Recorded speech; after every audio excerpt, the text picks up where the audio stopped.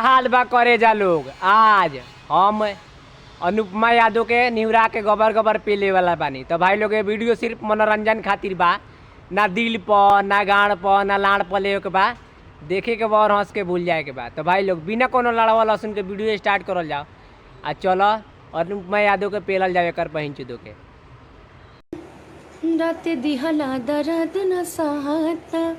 अच्छा तो भौजी के कहे के मतलब बा कि रात दिहला दर्द ना सहाता।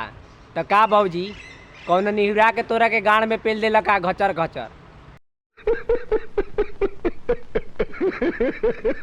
ना इहो कोनो बात भेल एकर बहिन चुदो, मतलब दर्द ना सहाता ताव हमरे से गाड़ माराव तोहर बहिन चुदो।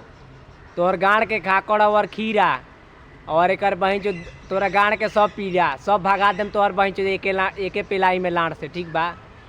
एके लाड़ में तोहर गाड़ ना फाड़ दें तोहर बहिन चुद तो कहिह ना इहो कोनो बात भेल एकर बहिन चुदो। मतलब यूट्यूब पर कुछ भी बकचोदी तो के पेल रखा भौजी तनी हमरा के बतावता वीडियो में। अब भाई लोग तनी वीडियो में तनी जुड़ा रहा लोग, आगे देखल जाओ का बतावता एकर बहिन चुदो। पेला एकर बहिन चुदो घचर घचर हम पेलम भाई लोग, हम काहेला बानी। ये फेमस होने के लिए कितना गंदा गंदा बात बोली है कॉल में। ए सरऊ गंदे गंदे नु बात बोल ले बा, गाड़ थोड़ी ना मर रही बा यार। नहीं यो कोनो बात भेल यार? मान ले कर बहिन तो कोनो के फेमस होके के बा तो गंदे बात नु बोल के कर बहिन तो गंदे बात के हो बोल के नहीं कर बहिन फेमस होई, गाड़ थोड़ी ना माराई कर बहिन तो यो कोनो बात भेल यार? तोरो फेमस होके के बा का भैया जी?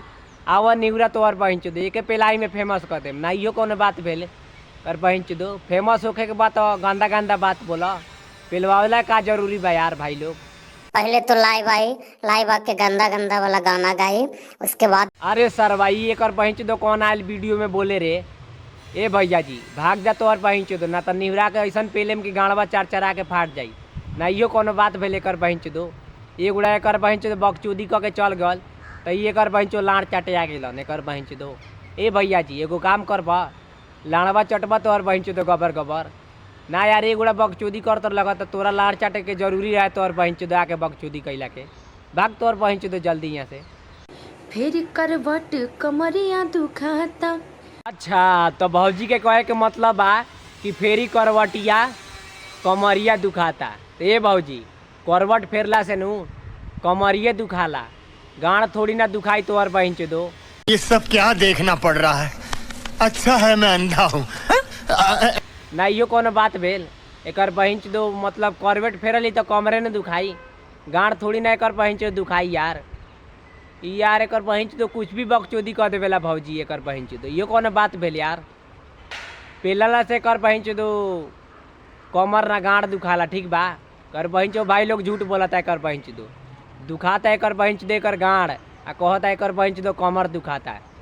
पेलवाइबू भौजी 50 रुपया पर नगद देम तोहर बहिन चुदो पे फोन पर, इहो कोनो बात भेल यार? बस भाई लोग आज के वीडियो ही समाप्त करता नहीं, और अच्छा लागल हुई तो लाइक सब्सक्राइब कर दिया और जात जात कहता चैनल सब्सक्राइब करिए। तब तक के लिए बाय। और का बताएं तो नहीं के।